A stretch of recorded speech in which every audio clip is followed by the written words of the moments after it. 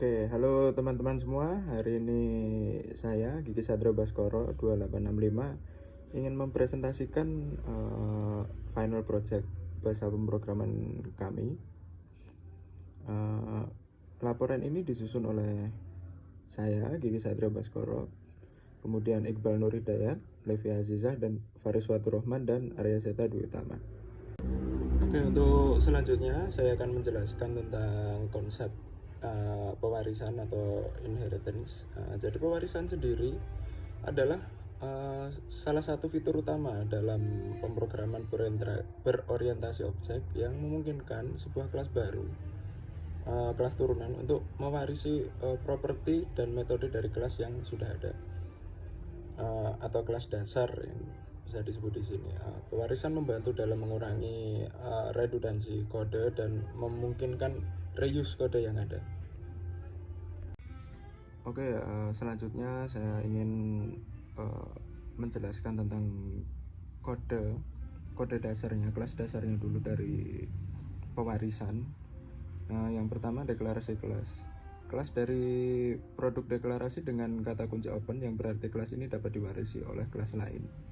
Secara default, kelas di Kotlin bersifat final, tidak dapat diwarisi kecuali diberi kata kunci pesan, ya, seperti di produk, private file nama string, private file harga double, private file jumlah int, ya, seterusnya ke properti privatnya, nama, harga, dan jumlah dideklarasikan dengan private, yang berarti hanya dapat dideklarasikan dari dalam kelas produk itu sendiri. Hal ini untuk melindungi data dari akses langsung dan memastikan data hanya dapat dimanipulasi melalui metode yang disediakan. Selanjutnya ada metode publik. Kelas produk menyediakan metode publik get total harga,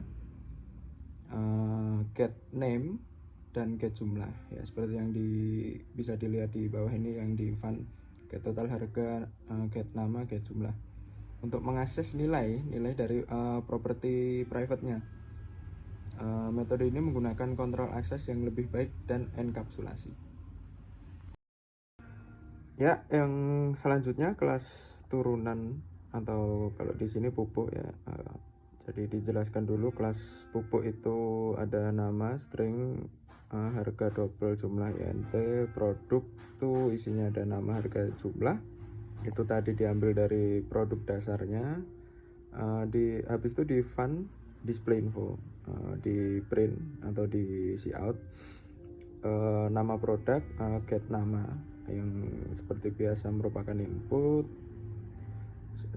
Selanjutnya jumlah, get jumlah, input dari jumlah, dan total harga, get total harga yang merupakan input dari hasil dari total harga nanti.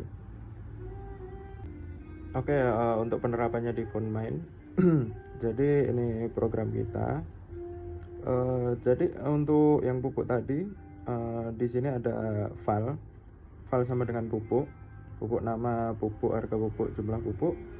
Habis itu pupuk display info, itu nanti ambil kelas dasar dari produk. Jadi semua tadi yang ada di produk itu dipanggil. Oke teman-teman, perkenalkan, nama saya Iqbal Nur Hidayat dengan NIM 23122872. Di sini saya akan menjelaskan alur eksekusi dari sebuah kode program. Yang pertama, program dimulai dengan pesan selamat datang dan meminta pengguna untuk memasukkan detail produk pupuk yang berisikan nama, harga, dan jumlah. Dan yang kedua, objek pupuk dibuat dengan detail yang diberikan oleh pengguna dan metode display info, dan disertai dengan tanda kurung, dipanggil untuk menampilkan informasi produk. Yang ketiga, program kemudian meminta pengguna untuk memilih metode pembayaran, baik secara tunai ataupun non tunai atau kredit. Yang keempat, berdasarkan pilihan pengguna, implementasi yang sesuai dari antarmuka metode pembayaran diinstansiasi, bayaran tunai atau pembayaran kartu kredit. Dan yang terakhir, metode bayar. Dari metode pembayaran yang dipilih, dipanggil untuk memproses pembayaran. menunjukkan polimorfisme dalam aksi. Oke, selanjutnya saya akan menjelaskan polimorfisme. Apa sih polimorfisme itu? Polimorfisme adalah kemampuan dari sebuah objek untuk mengambil banyak bentuk. Ini memungkinkan satu antarmuka untuk digunakan untuk tindakan umum di berbagai kelas. Dalam konteks ini, polimorfisme memungkinkan metode pembayaran yang berbeda untuk diimplementasikan dengan cara yang berbeda, tetapi tetap memiliki antarmuka yang sama. Contohnya di sini kode program antarmuka, yaitu di sini ada interface metode pembayaran yang di dalamnya terdapat fungsi bayar, dan dalam fungsi bayar tersebut terdapat total dengan tipe data double. Oke. Antarmuka metode pembayaran mendeklarasikan metode bayar yang terdapat di dalam kurung total dengan tipe data double, tetapi tidak memberikan implementasi. Kelas yang mengimplementasikan antarmuka ini harus menyediakan implementasi konkret untuk metode ini. Implementasi pembayaran tunai dan pembayaran kartu kredit. Selanjutnya saya akan menjelaskan implementasi pembayaran tunai dan pembayaran kartu kredit.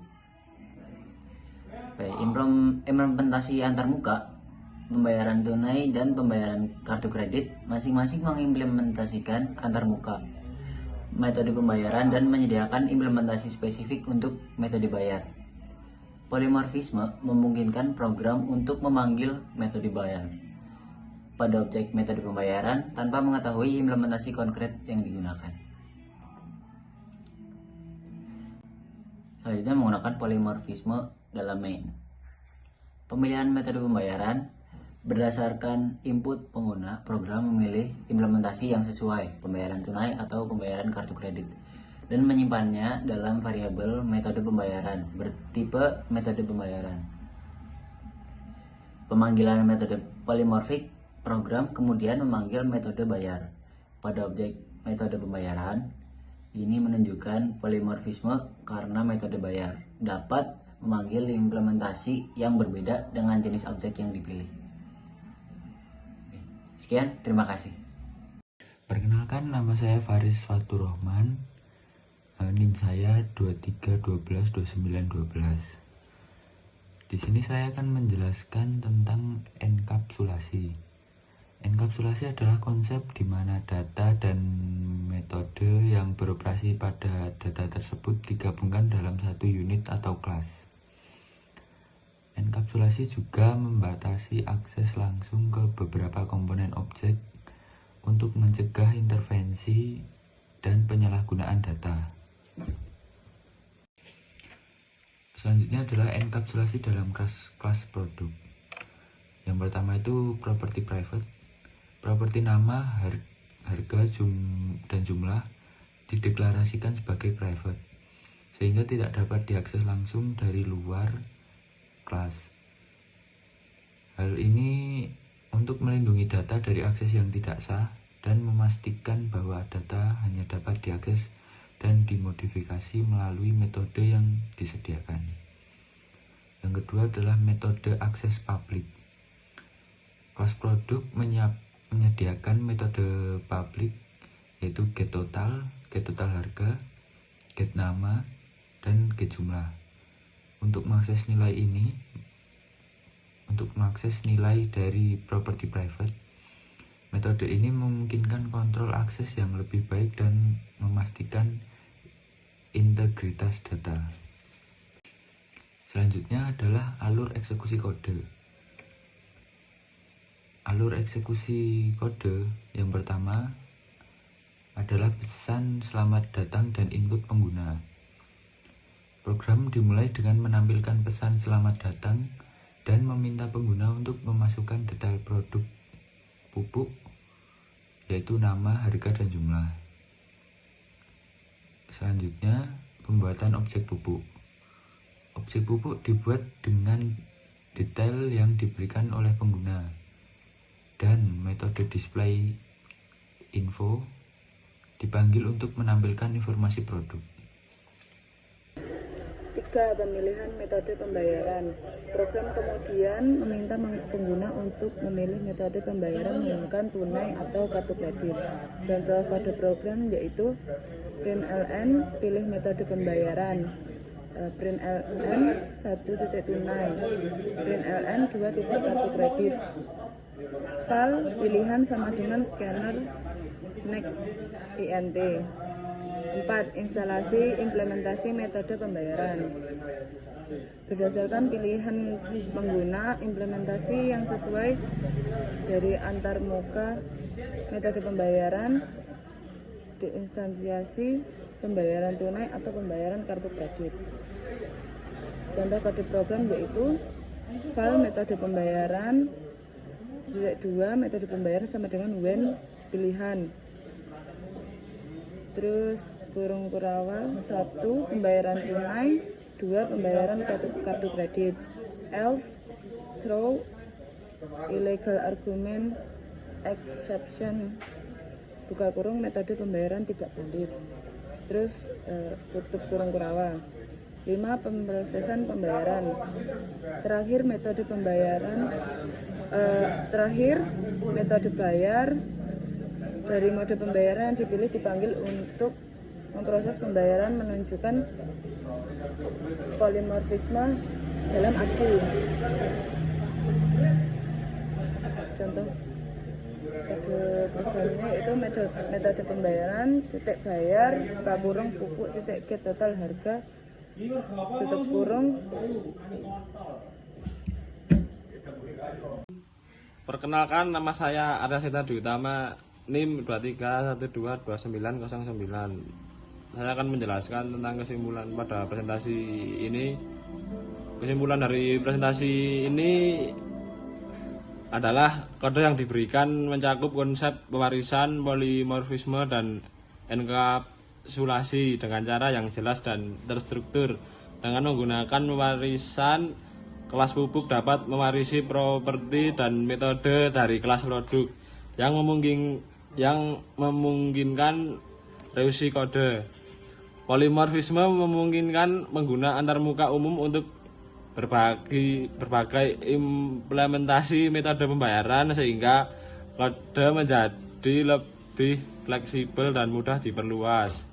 Enkapsulasi melindungi data dari akses langsung dan memastikan bahwa data hanya dapat dimodifikasi melalui metode yang disediakan yang menjaga integritas data.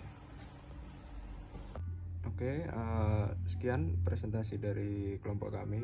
Bila ada pertanyaan, bisa ditinggalkan di kolom komentar di bawah. Terima kasih.